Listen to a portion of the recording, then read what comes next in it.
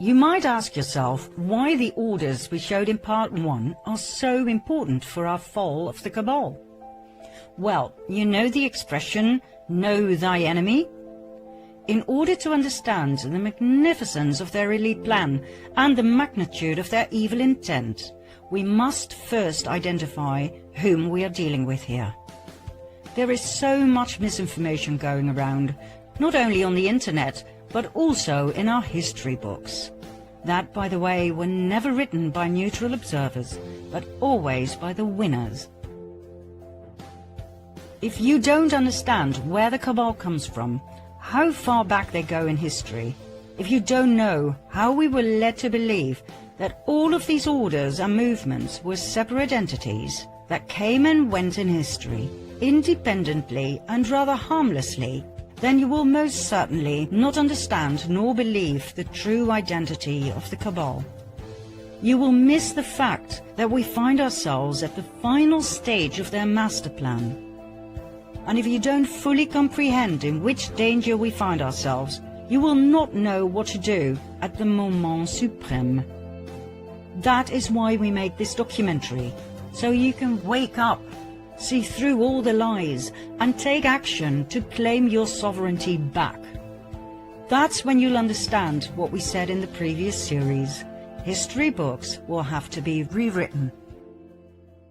Okay, let's see where and when our two storylines meet, shall we? It was in 1748 in southern Germany, Bavaria, in a small town called Ingolstadt. A boy was born. His name was Johann Adam Weishaupt. At the age of 5, his father died. The Jesuits took him under their wings and groomed Adam, who turned out to be a highly intelligent and strong-minded individual, to become a professor in canon law at the Jesuit University of Ingolstadt. He rewrote ancient historical documents in which the ideology of Lucifer would eventually lead to the complete control of the world. In 1773, a secret meeting took place between Meyer Amschel Rothschild and a select group of 12 elite Khazarian bankers and businessmen. Remember Rothschild, key player in our first storyline? The excessively wealthy and powerful Ashkenazi Khazarian banker from Frankfurt? Well, Rothschild proposed to join forces and riches with the purpose of world dominance. He had set his eye on Adam Weishaupt, who would be perfect to implement their plans in practice and run their organization. And so, on May the 1st, 1776, Adam Weishaupt founded the Bund der Perfektibilisten, the Order of the Perfectionists, later to be called the Order of the Illuminati. It was the fusion of the financial empire of the Rothschilds and the wealth and power of the military order of the Jesuits. Their goal? The creation of a world government and world dominance. Although Weishaupt's name is commonly known among those who study this material, not many people are aware of the fact that he based his Order of the Illuminati on ancient documents, one of which was a letter that was given to him by Rothschild. This letter, referred to as the Constantinople letter, was old and of extreme value to the Ashkenazim. It was 287 years old, written in 1489 by the Nazi, the chairman of the Jewish High Council in Constantinople, as a response to an outcry for help by the head of the Ashkenazi Jews in France. Remember the Khazarians who had fled Russia and who had changed their name to Ashkenazi Jews? They now felt threatened by the other ethnic groups in France. The king had even told them they had to convert to Christianity. The reply of the Nazi in the Constantinople letter was as follows. As for what you say that the King of France obliges you to become Christians, do it. since you cannot do otherwise but let the law of Moses be kept in your hearts.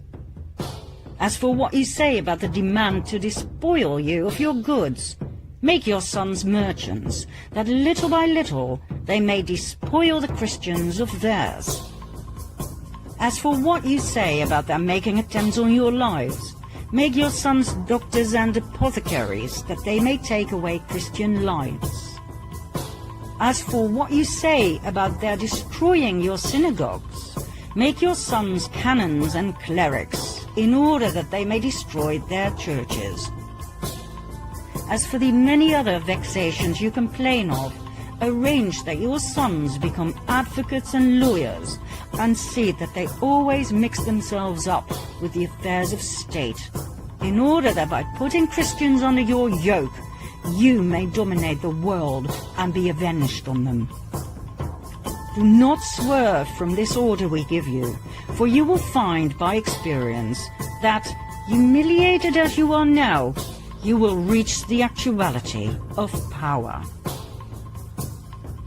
In other words, they were told to fake a make-believe conversion and to infiltrate every aspect of society: commerce, medicine, religion, and legislation, with the sole purpose of revenge and destruction. How Khazarian!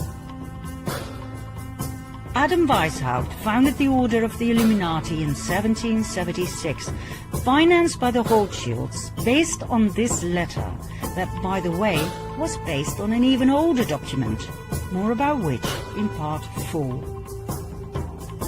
1 year later, in 1777, Weishaupt joined the Grand Orient Masonic Lodge. He made over 2,000 Jesuits head of the many lodges across the world, thus establishing a massive empire of power, in which the Jesuit order was the spider in the web. Weishaupt then officially left the Jesuit order, so that no suspicion would ever be drawn to the involvement of the Roman Catholic Church and their Jesuit council in the illustrious plans of the Illuminati. The Rothschilds used their riches to finance wars, as they had found out that by financing both sides of each and every war, they would always win financially. They knew no scruples, no mercy. The alliance of the Luciferian Khazars and the Jesuit order had only just begun. Their goals? Personal gain, wealth and power. The submission of the royal families. The annihilation of the infidels. Protestants, Calvinists, atheists, Muslims, Jews, in other words, the destruction of all religions except the Roman Catholic faith. The destruction of all governments, world dominance of the Pope, and revenge. Revenge on each and every one who had ever betrayed them. Revenge on Russia, first and foremost, the country that had expelled the Khazars. But not only that. Remember the vengeance of the Jesuits on the Pope, who had betrayed them? Well, they weren't done just yet. For the European kings of France, Spain, England, Austria, and so on, who had banned the Jesuit order, were about to have a taste of their wrath. The first pawn the Illuminati alliance put forward was Napoleon Bonaparte. The fact that the French Revolution was indeed orchestrated by elite secret societies was documented and proven by the French Jesuit Augustin Barruel. He wrote an influential account in which he focused in particular on Adam Weishaupt, founder of the Order of the Illuminati. According to Barruel, the French Revolution was orchestrated by Freemasons and philosophers like Voltaire and Montesquieu. We'll get back to Barruel in a later stage, so remember his name. Napoleon's advisor was a Jesuit, Emmanuel Sillet. He advised Napoleon on where to go and what to do. In today's language, we would call Sillet his handler. According to many historians and researchers, the Jesuits were the ones who orchestrated and directed the French Revolution and the outcome. Napoleon was a Masonic Grand Master. He was chosen and initiated by the order to play a key role in their planned revolution. Napoleon's brother, Louis Bonaparte, was made Grand Master of the Grand Orient of France. His wife Josephine was a member of the Mason Rite of Adoption. Under Napoleon's rule, the number of lodges in France grew from 300 to 1,220. Napoleon was a puppet of the Cabal. We were led to believe he was the front man, but he was not. The hidden hand that some historians believe was to cover an ulcer, seriously, was actually a common Masonic gesture called the Sign of the Master of the Second Veil. Many world leaders have shown this sign throughout the ages. The French Revolution started in 1789 and lasted for 10 long and bloody years of absolute terror. It was the master plan of the Jesuit Council to take revenge on France, to destabilize the country through war, and to destroy the French crown. Their tool? The Jacobins, an extremist political movement founded by none other than Napoleon's advisor, the Jesuit Sieyès. The Jacobins caused mayhem across France, rioting, plundering, murdering everyone who stood in their way. They left behind a trail of death and destruction wherever they went. The Jesuit plan worked. The guillotines worked overtime.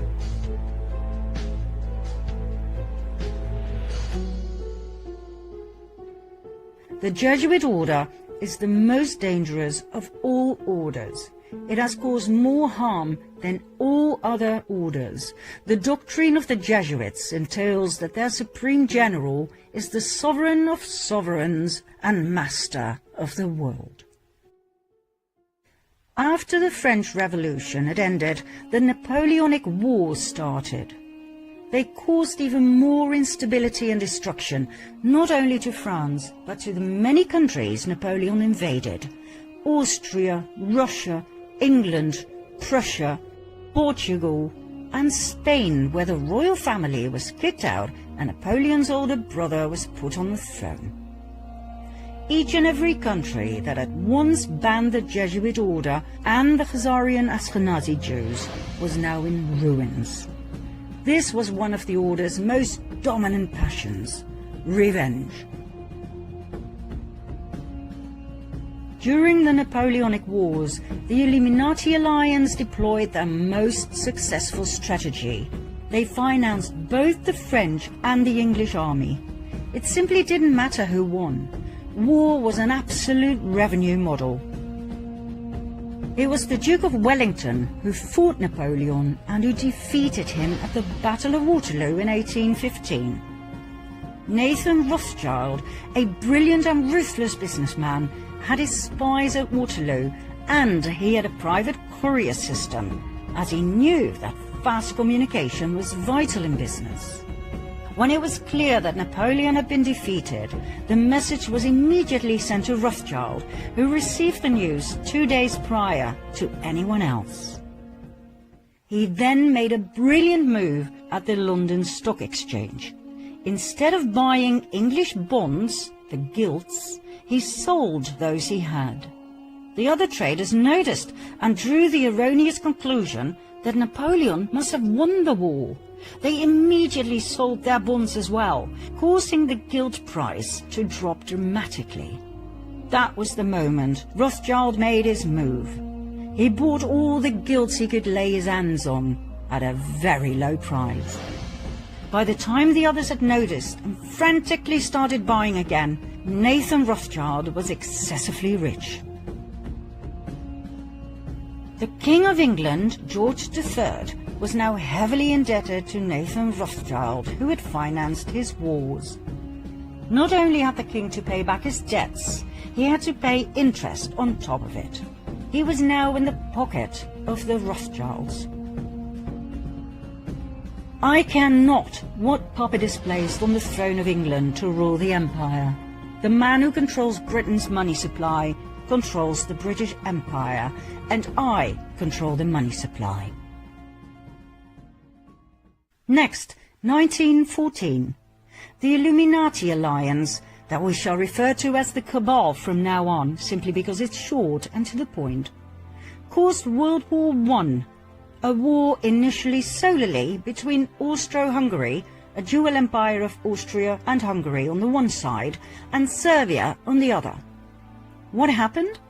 The ruler of Austro-Hungary, Emperor Franz Joseph I, had no successor to the throne, as his only son had committed suicide. His nephew, Franz Ferdinand, became heir to the throne. But his ideas about politics were very different from his uncle's. Franz Ferdinand wanted to decentralize. He wanted autonomy for the various ethnic groups. He wanted to incorporate Serbia into the dual empire as a political entity equal to Hungary and Austria. He was a thorn in the eye of his uncle, the emperor. Although raised in the Jesuit image of his father and uncle, he had a mind of his own. He refused to adopt his uncle's political vision, and he married the woman he loved, which was so not done within the elite. At the time of extreme internal unrest, the emperor sent his nephew to the border with Serbia, where he and his wife Sophie were murdered. According to the official narrative, it was the Serbian Gavrilo Princip who pulled the trigger, and so Austro-Hungary declared war on Serbia. Germany joined forces with Austro-Hungary. England, France, Russia, and later Italy, Romania, Bulgaria, and former Turkey, the Ottoman Empire, came to the aid of Serbia. We all know the results. 4 horror years in trenches, 9 million killed. Germany was in ruins, and that was precisely what the Jesuits had aimed for, as Germany was mostly Protestant. You may remember what it said in the Jesuit oath about Protestants. They would do absolutely anything to destroy their horrible race forever. Some historians may question or even deny the Jesuit background of the rulers of Austro-Hungary, which is odd, as they were prominent members of several Jesuit suborders, such as the Supreme Order of Christ. Emperor Franz Joseph was so high up in the Jesuit council that he was authorized to grant titles such as Prince and Grand Master. In 1880, for instance, he granted this title of Prince of the Holy Roman Empire to the Grand Masters of the Order of Malta. He even founded his own order, the Imperial Austrian Order of Franz Joseph. I promise to go deeper into these orders, plus the evidence of their Jesuit connection, in a later episode. For now, we'll leave it here, as we don't want to get lost in history. After all, we still have to cover the Russian Revolution and World War II in a way it wasn't brought to you in school, I promise.